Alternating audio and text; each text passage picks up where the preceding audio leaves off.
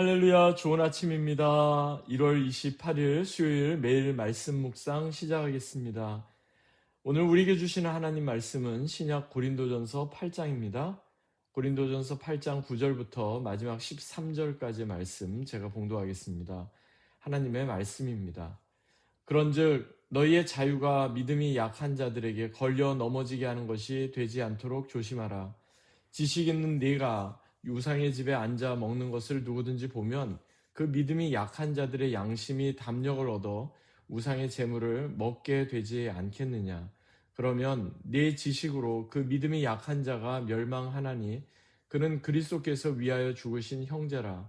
이같이 너희가 형제에게 죄를 지어 그 약한 양심을 상하게 하는 것이 곧 그리스도에게 죄를 짓는 것이니라. 그러므로 만일 음식이 내 형제를 실족하게 한다면 나는 영원히 고기를 먹지 아니하여 내 형제를 실족하지 않게 하리라. 아멘. 이는 우리에게 주시는 하나님의 말씀입니다. 주님 감사합니다. 본문을 중심으로 믿음이 약한 자들에게 라는 제목으로 함께 하나님 말씀 나누겠습니다.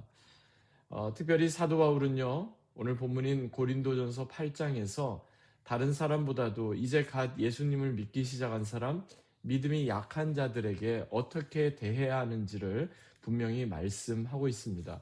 그래서 오늘 본문에도 보니까 9절, 10절, 그리고 11절 계속해서 반복적으로 나오는 것은 바로 믿음이 약한 자라는 말입니다.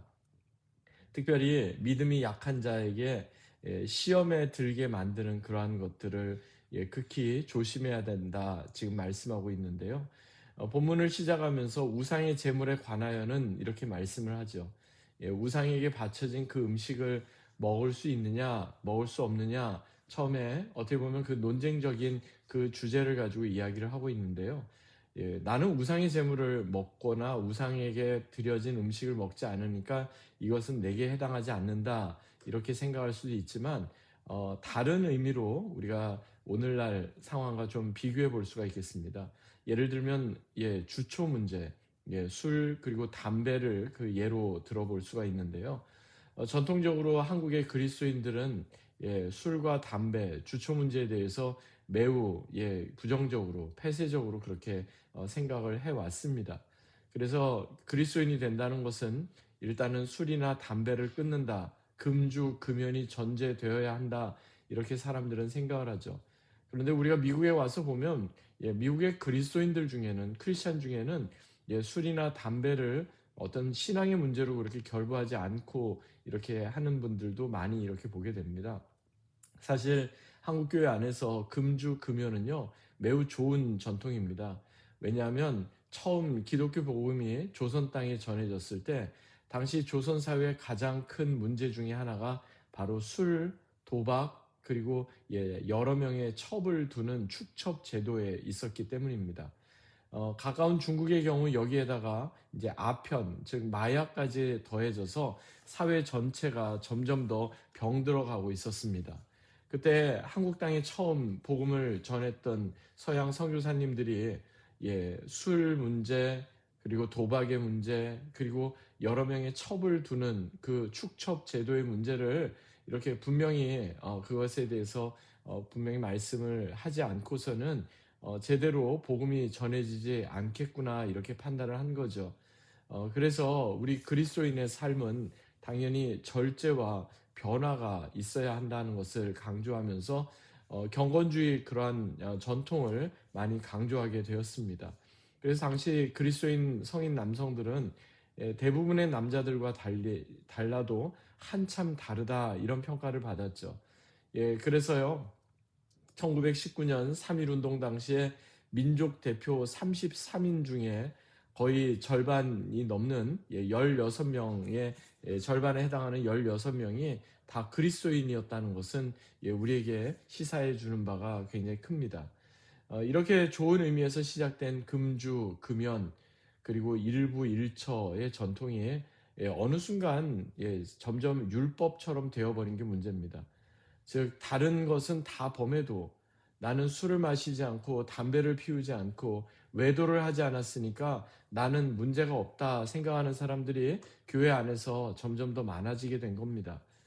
그러니까 교회 안에서도 이제 이런 부분들에 대해서 왜 천주교에서는 캐톨릭 교회에서는 술이나 담배 같은 거를 신앙적인 어떤 문제로 삼지 않는데 유독 개신교에서만 이것을 문제를 삼느냐 그런 불만 섞인 목소리를 듣게 되는 겁니다. 한마디로 교회에서 내세우는 어떤 윤리적 기준이 그저 술 안 마시고 담배 피우지 않으면 세상과 구별되고 거룩한 것으로 이렇게 단순화시켰던 것, 그것이 문제인 것이죠. 제가 이런 말씀을 드리는 것은 어떤 주초 문제 자체를 옹호하거나 이거는 뭐 개인적 취향이니까 하고 안 하고 하는 것은 개인이 결정하면 된다. 이것을 말씀드리기 위해서 이것을 언급한 것이 아닙니다. 실제 사람에 따라서 주초 문제를 신앙의 중대한 그러한 선결 조건으로 생각하는 분도 있고 또 그렇지 않은 분들도 있습니다. 그런데요, 오늘 본문을 보면은요, 그것이 설령 개인적인 어떤 문제고 이것이 나의 신앙생활에 있어서 큰 거리낌이 되거나 문제가 되지 않는다고 해도 만약 이것 때문에 믿음이 연약한 성도가 시험에 들게 된다면 오히려 그들로 하여금 거치는 장애물이 된다면 이것은 그냥 간단히 넘길 수 있는 그런 부분이 아니다. 성경은 말씀하고 있는 겁니다. 예수님께서도 이와 비슷한 말씀을 하신 적이 있죠. 마태복음 18장, 마가복음 9장, 그리고 누가복음 17장에 보면 예수님께서 이런 말씀을 하세요. 누구든지 나를 믿는 이 작은 자, 소자 중에 한 사람을 실족하게 하면 차라리 연자 맷돌을 그 목에 달리우고 깊은 바다에 빠뜨리우는 것이 낫다라고 말입니다. 이렇게까지 극단적으로 예수님 말씀하신 이유가 무엇일까요? 공동체 안에서 믿음이 가장 연약한 사람을 가장 먼저 배려해야 한다는 것을 말씀해 주기 위함입니다. 즉 우리가 별다른 생각 없이 했던 말, 아무런 거리낌 없이 했던 작은 행동이 믿음이 약한 어떤 사람에게는 저렇게 해도 되는 거구나 하는 잘못된 신호를 줄 수가 있는 겁니다. 결국 그 믿음 약한 사람이 시험에 들고 예수님으로부터 멀어지게 될 수도 있기 때문에 이것을 가볍게 넘길 수 없다. 사도 바울은 그렇게 말씀을 한 겁니다. 여러분, 아무리 어떤 한 사람에게 있어서 이것은 나의 신앙에 있어서 별로 문제가 되지 않는다. 나는 하나님 앞에서 정말 떳떳하다. 이렇게 여겨도요. 그것 때문에 혹시라도 믿음이 약한 사람에게 거치는 장애물이 되거나 시험거리가 되거나 상처를 주게 된다면 그것은요, 결코 작은 것이 아닌 겁니다. 그래서 오늘 본문이 시작되는 9절부터 11절까지의 말씀에서 사도 바울은 분명히 말씀합니다. 그런즉 너희의 자유가 믿음이 약한 자들에게 걸려 넘어지게 하는 것이 되지 않도록 조심하라. 지식이 있는 내가 우상의 집에 앉아 먹는 것을 누구든지 보면 그 믿음이 약한 자들의 양심이 담력을 얻어 우상의 재물을 먹게 되지 않겠느냐. 그러면 내 지식으로 그 믿음이 약한 자가 멸망하나니 그는 그리스도께서 위하여 죽으신 형제라. 사실 우상은요, 실제 존재하지 않죠. 하나님처럼 실제 존재하는 그런 대상이 아닙니다. 그런데 실제 존재하지 않는 그 대상에 신처럼 받들고 거기에 특별한 가치를 두고 숭배하는 것, 그게 바로 우상 숭배입니다. 엄밀한 의미에서 보면 우상이란 그 실체조차도 존재하지 않는 것인데 거기에 나의 어떤 그릇된 것을 투영해서 거기에 그릇된 그런 숭배를 하게 되는 거죠. 그래서 본문 앞에 보면요.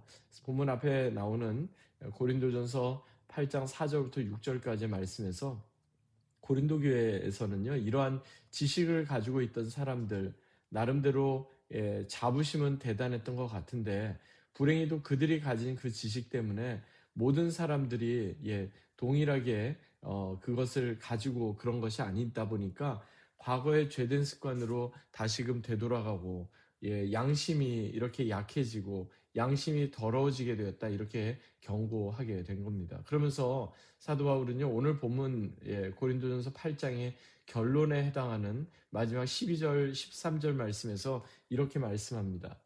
이같이 너희가 형제에게 죄를 지어 그 약한 양심을 상하게 하는 것이 곧 그리스도에게 죄를 짓는 것이니라. 그러므로 만일 음식이 내 형제를 실족하게 한다면 나는 영원히 고기를 먹지 아니하여 내 형제를 실족하지 않게 하리라. 여러분, 여기에서 말씀하는 내용을 정리해 보면 어떨까요? 한 세 가지로 정리해 볼 수 있는데, 첫째는 믿음이 약한 자는 얼마든지 작은 것에도 무너질 수 있다 하는 거고요. 두 번째는 형제에게 죄를 짓게 만들고 시험에 들게 만드는 것은 곧 그리스도께 죄를 짓는 것과 같다 하는 거고요. 그래서 마지막 세 번째는요, 사랑은 자발적인 포기다 하는 겁니다. 사도 바울이 무엇을 이야기합니까? 혹여라도 믿음이 약한 어떤 형제가 실족하게 된다면 나는 평생 고기를 먹지 않겠다라고까지 선언하기에 이른 겁니다. 그 이유는 자신의 어떤 작은 행동으로 인해 누군가가 시험에 들거나 실족하게 된다면, 그래서 예수 그리스도께서 십자가에 달려 죽으시기까지 사랑하신 그 형제, 그 자매가 믿음에서부터 멀어지게 된다면 이것은 결코 단순한 것, 이것은 결코 별것 아닌 그런 문제가 아니기 때문입니다. 본문에서 실족하다라고 쓰여진 헬라어 단어를 보면요, 그것을 헬라어로는 스칸달리조라고 이렇게 하는데, 여기에는 두 가지의 뜻이 있습니다. 첫 번째는요, 죄를 짓게 만들다, cause to sin 이라는 뜻이 있고요. 두 번째는요, 다른 사람으로 하여금 믿음에서 멀어지게 만들다, cause someone to give up his or her faith 이런 뜻이 있습니다. 그러니까 스캔들이 영어에서는요, 어떤 사람이 걸려 넘어지는 거예요. 그리고 그것이 결국엔 믿음에서 멀어지게 된다 하는 거죠. 그렇다면 여러분, 이 말씀이 우리에게 주는 영적인 교훈, 메시지는 무엇이겠습니까? 우리의 지식이 사람을 살리고 생명을 살리고 영혼을 회복시키고 공동체를 세우는 것에 사용되어야 한다는 겁니다. 그렇지 않다면 그 지식이 아무리 대단한 것 같아도 빌립보서 3장 8절에서 사도 바울이 고백한 것처럼 그것은 한낱 배설물에 지나지 않는 그런 지식이 되는 것입니다. 사랑하는 여러분, 이것은 단지 우리가 아는 어떤 지식이나 경험, 능력에만 국한되지 않습니다. 우리의 모든 것이 다 여기에 포함됩니다.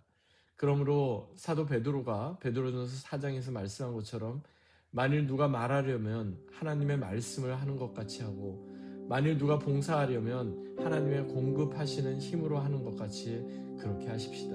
이를 통해 오직 하나님께 영광을 올려드리며 믿음이 연약한 자들에게 다시 한번 믿음을 견고하게 세우는 저와 여러분이 되시길 간절히 소망합니다. 그리하여 우리에게 주어진, 우리에게 허락된 여러 달란트가 하나님 보시기에 온전하고 바르게 사용되어 장차 하나님 앞에 섰을 때 착하고 충성된 종이라고 인정받고 칭찬받는 저와 여러분 되시기를 주 예수 그리스도의 이름으로 간절히 축원합니다. 아멘. 하나님 아버지, 감사합니다. 오늘도 주신 말씀 기억합니다. 우리 주변에 믿음이 연약한 사람들을 우리가 늘 마음에 품고 진정 하나님께서 우리에게 보여주셨던 것처럼 오히려 믿음이 연약한 자들 믿음으로 격려하고 세우는 그런 우리 모두가 되게 하여 주시옵소서. 감사드리며 존귀하신 주 예수 그리스도의 이름으로 간절히 기도하옵나이다. 아멘. 아직도 한파가 지속되고 있습니다. 여러 가지 어려움 가운데 있는 분들 위해서 기도해 주시고요. 또 건강하게 또 지금 어려운 이 시간 또 잘 이렇게 지나가길 위해서 기도합니다. 오늘 하루도 말씀 붙잡고 믿음으로 승리하는 귀하고 복된 하루 되시기 바랍니다. 주님의 이름으로 축복합니다.